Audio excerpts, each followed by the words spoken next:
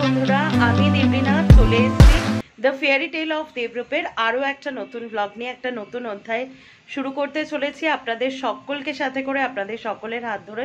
তো চলুন দিনটা আজকে শুরু করি। কালকে তো মাহেশ দেখলেনি আপনারা। আচ্ছা, একটা কথা বলে নিই, মাহেশের ব্লগ তো আপনারা খুব ভালো দেখছেন, দেখবেনও, সেটা আমি জানি। একটা কথা বলে নিই, আজকে কিন্তু আমি আমার সাউথের ব্যালকনি থেকে ব্লগটা শুরু করেছি, বিকজ কালকে বেরোনো হয়েছে, জামা কাপড় কাচা হয়েছে, আর এই ওয়েদারে আপনারা তো জানেনই নর্থের ব্যালকনিতে ঠাসা জামা কাপড় মেলা। তাই আমি এখানে চলে আসলাম। আর অনেকদিন আপনাদেরকে আমার পদ্ম গাছের আপডেট দেওয়া হয় না। পদ্ম গাছের অবস্থা কিন্তু বেশি সঙ্গীন। এই পাতাটা তো দেখছেন, এটা পুরো গেছে, আর কুড়ি তো আসার কোনো চান্সই নেই। আমি জানি না গাছটা কিনে ঠকলাম কিনা, নতুন পাতাও বেরোচ্ছে না। জানি না গাছটার এরকম দুরবস্থা কেন হলো। বাবা তো টেক কেয়ার করছে, কিন্তু তা সত্ত্বেও এরকম হচ্ছে আর কি। যাই হোক, সকাল সকাল আমার স্নান হয়ে গেছে, এবার যাব ব্রেকফাস্টে। আর এই জায়গাটা যেরকমটা আপনাদেরকে দেখাই, দেখুন পুরো গ্রিনারি, কি ভালো লাগে না এই জায়গাটা, একফালি সবুজ। মানে এই জায়গাটা আসলে একদম চোখ জুড়িয়ে যায়। পুরো এই পাশ থেকে এই পাশটা পুরো একদম গ্রিনারি। আর আমার যে সাউথের যে বেডরুমটা, মাঝে মধ্যে আমরা সাউথের বেডরুমে শুই আর কি, আবার মাঝে মধ্যে নর্থের বেডরুমে শুই। তো এত ভাল লাগে না সকালবেলা ঘুম থেকে উঠে জানলাটা খুলে এই যে বাদাম গাছটা, এই যে এই বাদাম গাছটা পুরো সবুজ হয়ে থাকে, খুব ভালো লাগে ভিউটা দেখতে। তো চলুন, এখন আর এই গ্রিনারি করে আর লাভ নেই, যেতে হবে, দিনটাকে শুরু করতে হবে। আজকে কি কি করি কি না করি তার প্রত্যেকটা সেকেন্ডে সাক্ষী হয়ে থাকুন। চলুন আসুন। তো চলে এসেছি ব্রেকফাস্ট করতে। আজকে ব্রেকফাস্ট দেখুন, কালকে ভরপেটটা খাওয়া হয়েছে বলে আজকে একটু ঠান্ডা ব্রেকফাস্ট। রুটি, সিম্পল আলু চচ্চড়ি, আর হচ্ছে এগ পোস্ট। এই হচ্ছে ব্রেকফাস্ট। আর একজন ছিল যাচ্ছে ঘুমাতে, সকালের ঘুম ঘুমাতে যাচ্ছে। তো কি আর বলবো, যাই হোক, আজকে যে ব্লগটা আপলোড করেছি মাহেশের ব্লগ, আপনাদের নিশ্চয়ই ভালো লাগবে। একটু আগে আমি ব্লগটা আপলোড করেছি। এখন যখন আপনারা এই ব্লগটা দেখছেন, তার মানে মাহেশের ব্লগটা আপনাদের দেখা হয়ে গেছে। যে আই উইশ যে অনেক রেসপন্স আমি পাবো, কারণ জগন্নাথ দেবকে ভালোবাসেন না এমন মানুষ পাওয়া বড় কঠিন ব্যাপার, বিশেষ করে বাঙালি পাওয়া কঠিন ব্যাপার। তো আমি ছোট করে ভাবলাম যে খেতে বসে একটু ইন্ট্রোডাকশন একটা পার্ট রাখি মাহেশের ক্ষেত্রে, যেটা 1396 সালে ধ্রুবানন্দ ব্রহ্মচারী বলে একজন সজ্জন ব্যক্তি, উনি পুরী গেছিলেন তীর্থ করতে। এবং সেখানে, আমি ছোট করেই বলছি, সেখানে উনি পুরীর মন্দিরে চেয়েছিলেন নিজে হাতে রান্না করে, মানে জগন্নাথ দেবকে খাওয়াতে। কিন্তু পুরীর পান্ডারা ওনাকে সেই সুযোগটা, এক সেকেন্ড দাঁড়ান, পুরীর পান্ডারা ওনাকে সেই সুযোগটা দেয়নি, বিকজ উনি কোন জাত, মানে ব্রাহ্মণ বা ক্ষত্রিয়, এটা না জানার জন্য ওনাকে সেই সুযোগটা পুরীর পান্ডারা করে দেননি। তো উনি ভীষণ দুঃখিত মনে সমুদ্রের তীরে এসে জগন্নাথ দেবকে বলেন যে উনি আর সারা জীবন খাবেন না, মানে ফাস্টিং থাকবেন, এভাবেই উনি শেষ নিঃশ্বাস ত্যাগ করবেন, দেহ রাখবেন। তো এইভাবে ওনার স্বপ্নের তৃতীয় দিনে জগন্নাথ দেব আবির্ভূত হন এবং ওনাকে আশ্বস্ত করেন, ফিরে যেতে বলেন বাংলায় মাহেশে। সেখানে উনি বলেন যে ভাগীরথী নদীতে ঝড় বাদল আসলে, মানে উনি একটা নির্ধারিত ডেট দেন, মানে জগন্নাথ দেব, যে অমুক সময় অমুক তারিখে নিশ্চয়ই, সেটা আমি জানি না যে কবে এক্স্যাক্টলি। মোদ্দা কথা, ধ্রুবানন্দ ব্রহ্মচারীকে উনি স্বপ্নাদেশ দেন যে মাহেশে গিয়ে ভাগীরথী নদীতে বিশেষ একটা তিথি ক্ষণে ঝড় বৃষ্টির মধ্যে নদীতে আর কি, যেটা ওটাকে কি বলে, ব্রহ্মকাষ্ঠ, যেটা অ্যাকচুয়ালি নিম কাঠ, যেটা ওটা ভেসে আসবে। ওটা থেকে তুমি আমাদের তিনজন, মানে জগন্নাথ, বলরাম, সুভদ্রা মূর্তি তুমি তৈরি করবে এবং তোমার হাতের রান্না খাওয়ার জন্য আমি অপেক্ষায় বসে থাকবো। তো এরকম স্বপ্নাদেশ, মানে বুঝতেই পারছেন গায়ের লোম খাড়া দিয়ে ওঠে। তো এরকম স্বপ্নাদেশ পাওয়ার পরে ধ্রুবানন্দ ব্রহ্মচারী অত্যন্ত আনন্দিত হন। উনি ফিরে আসেন মাহেশে এবং as per the instruction of Jagannath Dev উনি কিন্তু সেই ব্রহ্মকাষ্ঠ, মানে নিমকাঠ পান তার থেকে মূর্তি তৈরি করেন এবং 1396 তে উনি এই মন্দিরটা প্রতিষ্ঠা করেন। কালকে আপনাদেরকে আমি দেখিয়েছি, দেখবেন গোপাল আর চৈতন্যদেবের যে মন্দির তার পাশেই কিন্তু একদম লাস্টে ধ্রুবানন্দ ব্রহ্মচারীর ওখানে মূর্তি করে একটা মন্দির রয়েছে। তো পরবর্তীতে ওনার যখন বয়স বাড়ে, উনি সেবায়িত ছিলেন, তখন উনি খুব চিন্তিত হয়ে পড়েন যে কাকে এই দায়ভার উনি দেবেন। তখন কিন্তু জগন্নাথ দেব ওনাকে আবার অত বছর পরেও স্বপ্নাদেশ দেন যে তখন মহাপ্রভু শ্রী চৈতন্যদেব উনি তীর্থ করতে যাচ্ছিলেন শ্রীক্ষেত্রে, মানে পুরীতে।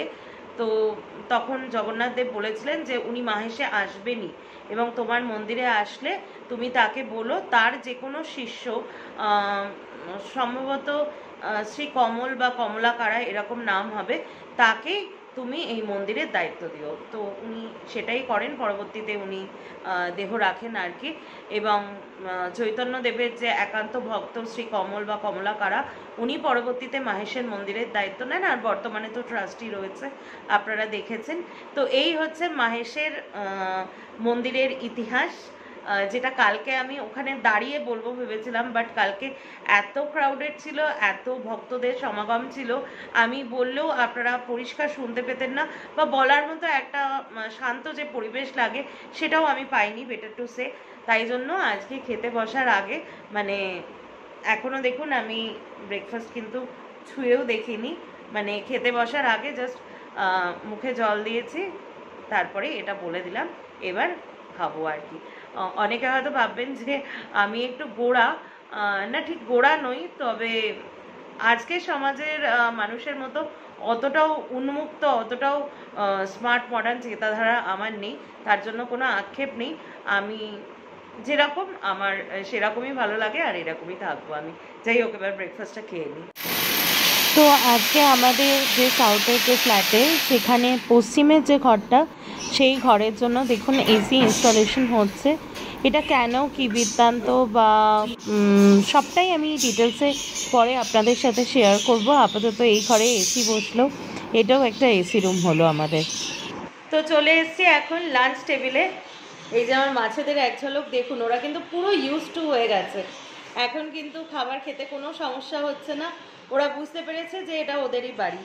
তো যাই হোক, আমিও আমার বাড়িতে লাঞ্চ করব আজকে। কিন্তু আমি লাঞ্চে অ্যাজ ইউজুয়াল একদম লাস্টে, এমনকি ওরও খাওয়া হয়ে গেছে, আমার মেনুটা একটু আলাদা, সেই জন্য আমি একটু ভালো মেনু নিয়ে, যাতে আমার থেকে কাউকে শেয়ার করতে না হয়, জোকস অ্যাপার্ট, সেই জন্য পরে বসছি। অ্যাকচুয়ালি আমি কালকে যখন মুখার্জিতে গেছিলাম, তার আগে না ফুচকা খেয়েছিলাম, মানে 10-12টা মতো ফুচকা খেয়েছিলাম।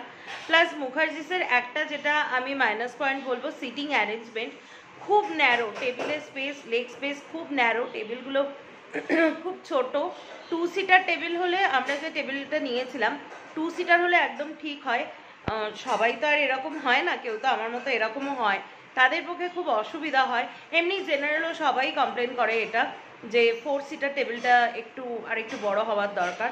তো যার ফলে না, ঠিক করে দেখবেন বসতে না পারলে ভালো একটা কি বলবো, মানে মন খুলে খাওয়া যায় না, দাবিয়ে খাওয়া যায় না। তো যেটা হচ্ছে এখন উসুর করব, কালকে যতটা খেতে পারিনি আমি প্যাকেট করে নিয়ে এসেছিলাম, ও তো খায় না, ও স্পেসিফিক এক হচ্ছে উজ্জ্বলদার বিরিয়ানি আর দাদা বৌদির বিরিয়ানি ছাড়াও খেতে চায় না। তো সেই জন্য আমি আজকে একা, আর আমার তো কারো শেয়ার করার লোকও নেই, মা বাবাও খাবে না, তাই চটপট লাঞ্চে বসে পড়ি। লাঞ্চটা দেখাই, এই যে একদম বিষয়টা পাকাপোক্ত, এই যে বিরিয়ানি, একটু দূর থেকে আপনাদেরকে এসেন্সটা দিয়ে একটু লোভ দিয়ে দিই। আর এই হচ্ছে কালকে চিকেন চাপ, আমি কোনোটাই এঁঠো করিনি, জাস্ট সার্ভিং ডিশ থেকে প্লেটে নিয়ে নিয়েছিলাম, তো সার্ভিং ডিশ থেকে আমি প্যাক করিয়ে নিয়েছি, এবার একদম দাবিয়ে খাওয়া যাক। তো গুড ইভিনিং, অনেকক্ষণ পরে আপনাদের সাথে দেখা হচ্ছে। সন্ধ্যের ধোয়া ওঠা চায়ের কাপ হাতে উঠে গেছে একদম, আর জামাটা আমি চেঞ্জ করে নিয়েছি বিকজ আজকে পাখির ঘরে গিয়ে যা কেলোর কীর্তি হয়েছে। অ্যাকচুয়ালি ওদের জল খাবারগুলো চেঞ্জ করতে হয় 2-3 দিন অন্তর অন্তর। এবার আপনারা দেখেছেন একদম কর্নারে একটা খাঁচার উপরে আর একটা খাঁচা, আমার 2 হাতেই ধরা, এক হাতে স্ট্যান্ড, এক হাতে চায়ের কাপ। এবার ওই খাঁচার থেকে জল নামাতে গিয়ে পুরো জলটা আমার জামায় পড়েছে, তো ঠিক আছে আমি চেঞ্জ করে নিলাম জামাটা।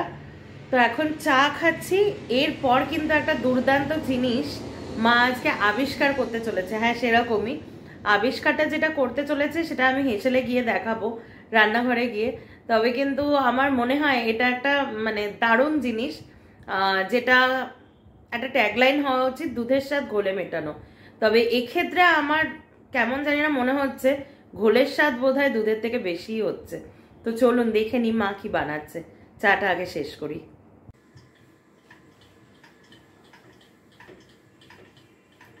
তো সন্ধ্যেবেলায় মা এখন কি করছো? এই এক ধরনের পিৎজা বলতে পারো, ট্যাকো ইন্ডিয়ানা। হ্যাঁ যা বলতে পারো। আপনারা সবাই ট্যাকো মেক্সিয়ানা শুনেছেন, কিন্তু ট্যাকো ইন্ডিয়ানা এটা কিন্তু মা বানাচ্ছে প্রথম। মার মাথা থেকে আবিষ্কৃত একটা দুর্দান্ত ইভিনিং স্ন্যাক্স। বাবাও জয়েন করবে নাকি বানানোর জন্য? তো চটপট আমি একটু মার কাছ থেকে শুনে নেব। মা একটু একবারে যখন বানাচ্ছো একটু একটু প্লিজ বলে দাও ক্যামেরায়। আটা ময়দা মেখে একটা ডো বানিয়েছি। আটা দাঁড়াও, ময়দা আমি একটু যেরকম দূরে ভাবে যাই। লুচি পরোটা তৈরি হয় সেরকম ভাবে একটা ডো বানিয়েছে। ডো বানিয়ে তার থেকে একটু বড় করে লেচি কেটে আচ্ছা, এটা এখানে কি রুটির মতো বানিয়েছি। এবার এর মধ্যে পনির গ্রেট করা রয়েছে। দাঁড়া আমাকে একটু দেখাতে দাও, একটু বলে দাও কি কি নিয়েছো। হ্যাঁ, পনির, মজারেলা চিজ Grated। হ্যাঁ গ্রেট করে রেখেছি, পেঁয়াজ, ক্যাপসিকাম আর সুইট কর্ন। আর মশলা হচ্ছে চিলি ফ্লেক্স। এগুলো তো মোটামুটি এখন আমাদের বাড়িতে এটা থাকে। পিৎজার একটা এটা হচ্ছে মিক্সড হার্বস বলে। পিজারি একটু তাহলে অরিগানো দিয়ে দিও পিজা যখন হচ্ছে। অরিগানো দেবো। এখানে মা ওগুলো দেওয়ার পরে মানে বিশেষ করে চিজ, পনির আর ক্যাপসিকাম, পেঁয়াজ এটা দেওয়ার পরে অরিগানো পাউডারটা ছড়িয়ে দিচ্ছে। আর মার স্টকে সব সময় এগুলো থাকে, কারণ মা মাঝে মধ্যে পিৎজা বানিয়ে দেয়। পিৎজা কাটারটাও আছে সামনে, জমে যাবে একদম। তো এবার অ্যাড করছে হচ্ছে মিক্সড হার্বসটা, তারপরে একটু চিলি ফ্লেক্স, ওটা একটু কম দিও না তো ঝালে একেবারে ইয়ে হয়ে যাবে। এটা কি নতুন নাকি? হ্যাঁ, এটা ভাঙা হয়নি, ভাঙলাম আজকে।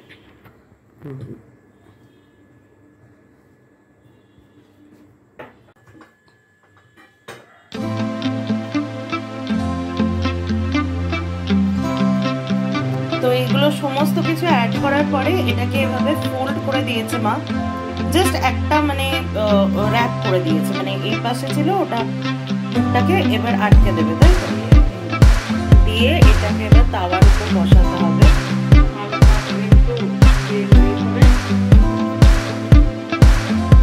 অয়েল স্প্রে বা অয়েল ব্রাশ করে দিলে, সাদা তেল মা ইউজ করবে।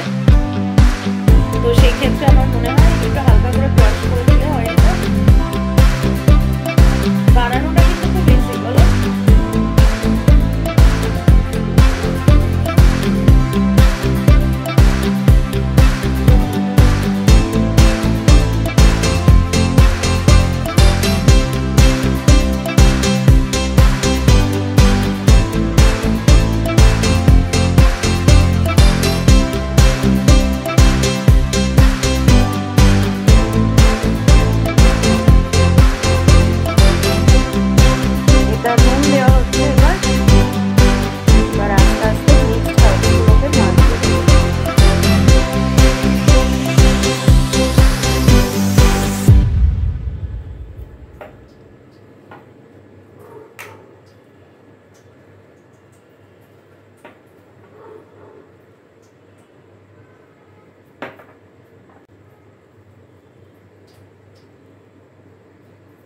ওয়াও, দারুণ লাগছে জাস্ট দেখতে।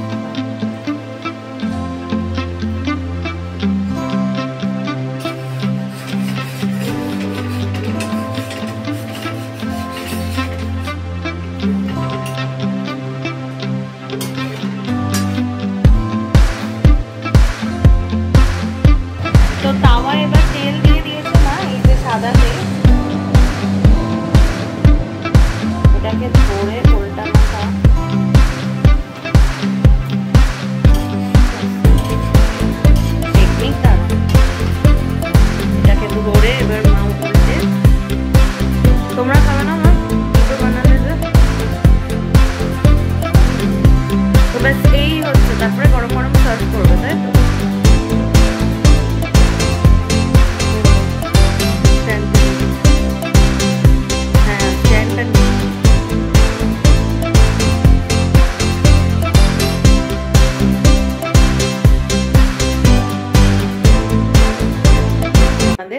রিনোভেশনের কাজ কিন্তু স্টার্ট হয়ে গেছে আর কি। প্রথম কার্টেনগুলো দিয়ে চেঞ্জ হচ্ছে, আরও অনেক চেঞ্জ হবে, এগুলো টেম্পোরারি কার্টেন। আর দেখুন এতক্ষণ মা যেটা বানালো, ট্যাকো ইন্ডিয়ানা বা ট্যাকো বাঙালিয়ানা নাম দেওয়া যায় অতি সহজে। দেখতে কিন্তু পুরো খাসা হয়েছে। এবার আমি বাইটটা নিয়ে দেখাবো, তার আগে একজনকে দেখাবো। বলো কেমন লাগছে? এটা হচ্ছে ইন্ডিয়ান ট্যাকো, হোমমেড ট্যাকো। তাই তো বলেছি, ট্যাকো মেক্সিকানা শুনেছি, এটা ট্যাকো ইন্ডিয়ানা বা ট্যাকো বাঙালিয়ানা। যে কম্বিনেশন পনির আর হার্বস যেগুলো গেছে ভেতরে, ভালো, দুর্দান্ত, ক্যাপসিকাম দিয়ে খুব ভালো লাগে। ঠিক আছে। শুনতেই পাচ্ছেন আসল লোক কিন্তু সার্টিফিকেট দিয়ে দিয়েছে। এবার আমি একটুখানি খেয়ে দেখবো।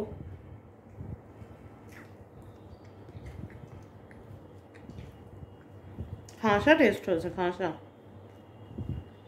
বানানো কিন্তু সত্যি খুব ইজি। ভাববেন না যে মা করেছে আমি বলছি, সেটা ডোটা তৈরি করা একটা প্রপোর্শনের ব্যাপার, সেটা ঠিক আছে। বাদ বাকি জিনিসও কিন্তু খুব অ্যাভেলেবেল থাকে, মোটামুটি হেলদি অপশন, কারণ লাইট অয়েল আর ময়দার সাথে আটাও মিক্সড থাকছে। ট্রাই করে দেখতে পারেন। আমার ডিনার কিন্তু একদম কমপ্লিট। আজকে কি ডিনার করলাম সেটা বলছি। যেটা ওই নাম দিয়েছি আমরা ট্যাকো ইন্ডিয়ানা, ওইটাই এত ভালো লেগেছে ওর, বিশেষ করে মানে আমার হাজব্যান্ডের। ও মাকে বললো যে ও রাত্রে ওটাই খাবে। মা আবার পনির আনালো আমার নিচের ওই ভাইটাকে দিয়ে, পনির আনিয়ে তো সবাইকে মা করে দিল ওটা। দারুণ খেতে হয়েছে, দারুণ। মানে আমি যেটা আপনাদেরকে চা খেতে খেতে বলছিলাম, মানে গেস করছিলাম যে দুধের স্বাদ ঘোলে মেটানো, এখন তো আমার মনে হচ্ছে ঘোলের স্বাদই দুধের থেকে সত্যি সত্যি বেশি হয়ে গেছে, যেটা আমি সাসপেক্ট করছিলাম। কারণ মা এত সুন্দর বানিয়েছে, মানে কাশ আপনাদেরকে খাওয়াতে পারতাম, মানে এতটাই ভালো হয়েছে খেতে। আমার তো এখনো মনে হচ্ছে আরো এক পিস দিলে খেয়ে নি, কিন্তু মানে আর বলছি না, যতই দেবে ততই আমি সেটা মানে ওই টানে টানে খেয়ে নেবো, তারপরে যথারীতি আর কি। কারণ ওর মধ্যে মা যদিও খুব লাইট অয়েলে ময়দার সাথে আটা মিক্সিং করে করেছে, তবুও না অতটা চিজ থাকে, পনির থাকে। আর মা তো দোকানের মতো না যে একটু একটু দেবে, পুরো ঠেসে ঠেসে দিয়েছে। টেস্ট দারুণ এসছে।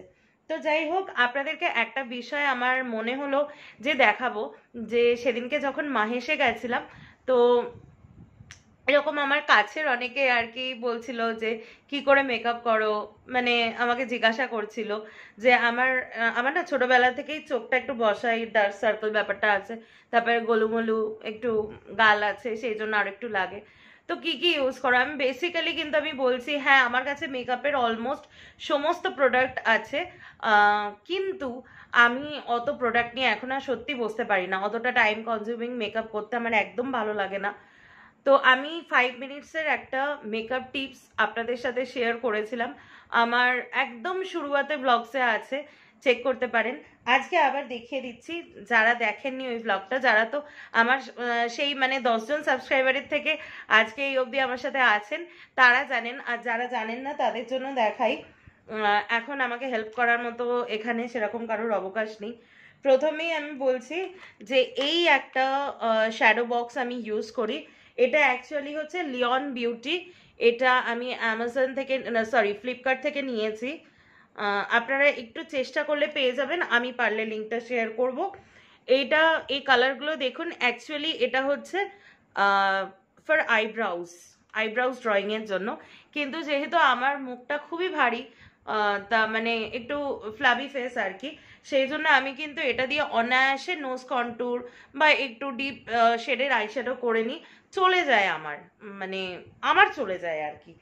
তো এই একটা, আর এই যে একটা আমার কাছে, আমি দেখি কাল পরশু নাগাদ দেখিয়ে দেবো আমার টোটাল মেকআপ ব্রাশের সেট। আমার কাছে কিন্তু বিভিন্ন কোম্পানির মেকআপ ব্রাশের সেট আছে, হ্যাঁ খুব হাইফাই না, কিন্তু তবুও মোটামুটি আর কি কাজ চলে যায় আর কি অ্যাজ আ বিগিনার্স হিসাবে। কারণ আমি কিছুদিন আগে ভেবেছিলাম মেকআপ আর্টিস্টের একটা কোর্স করব, মানে নিজের জাস্ট একটা সেলফ কি বলবো মেকআপ করার জন্য, বা মাকে একটু করালাম এরকম, বা কাছের কাউকে একটু সাজিয়ে দিলাম এরকম, মানে পেশাগতভাবে করব না, জাস্ট একটু সেলফ রিক্রিয়েশন কিছু একটা শিখলাম, কারণ আমার নতুন নতুন কিছু শিখতে ভালো লাগে। তো তাই জন্য কিনেছিলাম। যাই হোক, তারপরে কেসটা গুবলেট হয়ে গেছে, আর করা হয়নি। তো এই একটা ব্রাশ আমার এখন, এটা মানে কি বলবো অল ইন অল কাজ করে, ওয়েট অ্যান্ড ওয়াইল্ডের। অ্যামাজন থেকে নিয়েছিলাম, 349 পড়েছিল। এটা দিয়ে আমার নোজও কন্ট্যুর হয়ে যাচ্ছে, গালও কন্ট্যুর হয়ে যাচ্ছে, আবার উপরে হালকা করে একটু আইব্রোরও কাজ হয়ে যাচ্ছে। তো এটা খুব বর্দি আমার কাছে। আচ্ছা, এটা আমি বোধহয় দেখিয়েছিলাম, এইটা আমি ইউজ করি। একটু এই হাতটা ব্যথা হয়ে যায় হ্যাঁ এভাবে দেখাতে দেখাতে। তো এইটা আমি ইউজ করি ফিটমির, এটা আমার শেড নাম্বার হচ্ছে 128, এইটা ইউজ করি। এটা না খুব ভালো, মানে যে কোনো পোর্সকে একদম ঢেকে দেয়। যদিও টাচফুট আমার সেরকম পোর্স মানে ব্ল্যাক স্পট বা রেড স্পট ডার্ক স্পট সেরকম নেই টাচফুট আবার বলছি, কিন্তু ওপেন পোর্স আছে, যেহেতু আমি একটু ফেসে ওয়্যাক্স করি সেই জন্য ওপেন পোর্স আছে। তবে এটার জন্য আলাদা করে আমার আর কিছু করার দরকার হয় না। মানে আমি কিন্তু এটা জাস্ট পার্টি মেকআপ বা ওকেশনাল মেকআপ বলছি না, এই কাছাকাছি কোথাও ঘুরতে গেলাম, ডে আউটে গেলাম, তার জন্য কিন্তু জাস্ট একটা মানে আমার মুখে হচ্ছে কি বলবো more than a P size, সেখান থেকে নিয়ে ভালো করে একটু হাত দিয়ে ড্যাবিং করো বা স্পঞ্জ দিয়ে ড্যাবিং করো, যেভাবেই হোক আমার কিন্তু এটা কাজ চলে যায়। তারপরে যে জিনিসটা আমি ইউজ করি, অবশ্যই ফাউন্ডেশনের পরে একটা কম্প্যাক্ট পাউডার ইউজ করার দরকার। I have Mac compact powder, কিন্তু যেটা হয় মানে ওটা আছে, ওটা কোনদিন এক্সপায়ারি হয়ে যাবে, কিন্তু যতবার ভাবি কি এটাই ইউজ করে নি ওটা থাকুক, এরকম একটা ব্যাপার, মানে ছ্যাঁকা লাগে গায়ে আর কি। 3600 টাকা এরকম রেট আর কি। তো যাই হোক, মেবেলিনের এটা দিয়ে আমার ভালোই কাজ চলে যায়, যদিও একটা গোলমাল হয়ে যায় যেহেতু অনলাইন থেকে কিনেছি, এটা শেড নাম্বারটা একটু ডার্ক হয়ে গেছে। তো ঠিক আছে, আমার মোটামুটি কাজ চলে যাচ্ছে, অলমোস্ট ফুরিয়েও এসছে। তো ফাউন্ডেশন ইউজ করার পরে এই মেবেলিনের কম্প্যাক্ট পাউডারটা আমি ইউজ করি। দিস ইজ অলসো শেড নাম্বারটা এখানে লেখা নেই, এটা লেখা ছিল হচ্ছে এর এনভেলপে লেখা ছিল, যাই হোক অ্যাপার্ট ফ্রম দ্যাট। আচ্ছা, এবার আইলাইনারে তো আমি অলওয়েজ চুজ করি হচ্ছে এই যে ল্যাকমি অ্যাবসলিউট রিপেয়ারের এটা শাইন লাইন। এটা আমার মানে কি বলবো, আমাকে যদি কেউ অফারও করে যে অন্য কোনো কোম্পানি ইভেন ম্যাকের eyeliner, I will not choose, I will not go, এটাই আমার চাই। আমি জানি না এটা কোনোদিন বাজার থেকে উঠে গেলে আমি কি করব, তবে এটা আমার কাছে খুব স্পেশাল। যে কোনো ধরনের মানে ড্র করার জন্য, লাইন ড্র করার জন্য দিস ইজ পারফেক্ট। নেক্সট আমি আসছি এই কাজলটা, এটা হচ্ছে ম্যাকের কাজল, যেটা একটা স্ট্রোক দিলেই কিন্তু এনাফ। যদিও আমি সব সময় মানে লাইনটাকে এনহ্যান্স করি, একটু তলার কাজলটা আমি মোটা করে পরি, আমার ভালো লাগে সেটা। তো এই ম্যাকের কাজলটা ইউজ করি। এক সেকেন্ড, একটা কল আসছে, না ঠিক আছে কেটে গেছে। তো এই ম্যাকের কাজলটা আমি ইউজ করি। তারপরে যেটা করি, আমি টেকনিকটা কোনো একদিন দেখিয়ে দেবো, একটু একটা ব্রাশে আর কি ডার্ক ব্রাউন কালার বা ডার্ক অ্যাশ কালার নিয়ে আমি স্মাচ করে দিই। এক্ষেত্রে কি হবে, এক্ষেত্রে হচ্ছে কাজলটা যেহেতু আমি ভীষণ ঘামি, প্লাস মুখে ফাউন্ডেশন থাকে, ময়শ্চারাইজার থাকে, obviously before applying the foundation I always use moisturiser. এবার যখন বাইরে বেরোচ্ছি তখন ফেসটা ঘেমে যাচ্ছে, এবার ঘেমে গেলে কি হচ্ছে কাজলটা গলে গলে পুরো একদম চোখের তলাটা কালি হয়ে যায়। সেক্ষেত্রে যদি কোনো ডার্ক শেডের আর কি আই শ্যাডো বা এনিথিং ওই ধরনের মানে আই শ্যাডোই আর কি যদি ইউজ করা যায় তাহলে স্মাজ হবে না জিনিসটা, মানে পাউডারের উপর দিয়ে বেরিয়ে যাবে। তো এটা ইউজ করি ম্যাকের, যদিও আমি আরও অনেক কাজল ইউজ করি, পরে একদিন দেখাবো আমার কাজলে কি কি আছে। লাস্ট আজকের মতো যে লিপস্টিকটা ইউজ করেছিলাম, অনেকেই লিপস্টিকটার প্রশংসা করেছে, যদিও আমি বারবার বলছি আমি এখনো কমেন্ট সেকশন ওপেন করিনি, মানে ইউটিউবে না, পার্সোনালি আমার দেখুন একটা ফ্রেন্ড সার্কেল থাকে, চেনা জানার মধ্যে থাকে, অনেকেই আমার লিপস্টিকের খুব প্রশংসা করে। তো সেদিন আমি যে লিপস্টিকটা পরেছিলাম, this is from Maybelline, this is ink crayon superstay, আর এইটার এই রে শেড নাম্বারটা কোথায়, হ্যাঁ লেখা আছে 55 make it happen, 55 make it happen, এই যে এই জায়গায় লেখা থাকে, হ্যাঁ এই জায়গাটা লেখা থাকে, এই যে এই রেড বক্সের মধ্যে লেখা থাকে। তো 55 মেক ইট হ্যাপেন, আমি একটা স্ট্রোক দিয়ে দেখাচ্ছি, অদ্ভুত লাগে আমার কালারটা,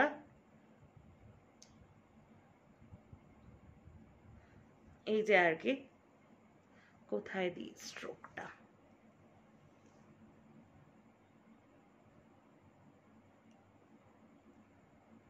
দেখা যাচ্ছে নিশ্চয়ই, এই যে লোকে পাগল বলবে আমাকে, রাত্রে শোয়ার আগে লিপস্টিক পরছি। তো এটাই হচ্ছে শেড, এটাই পরেছিলাম কারণ আমার দোপাট্টাটার সাথে না একদম ভালো যায়।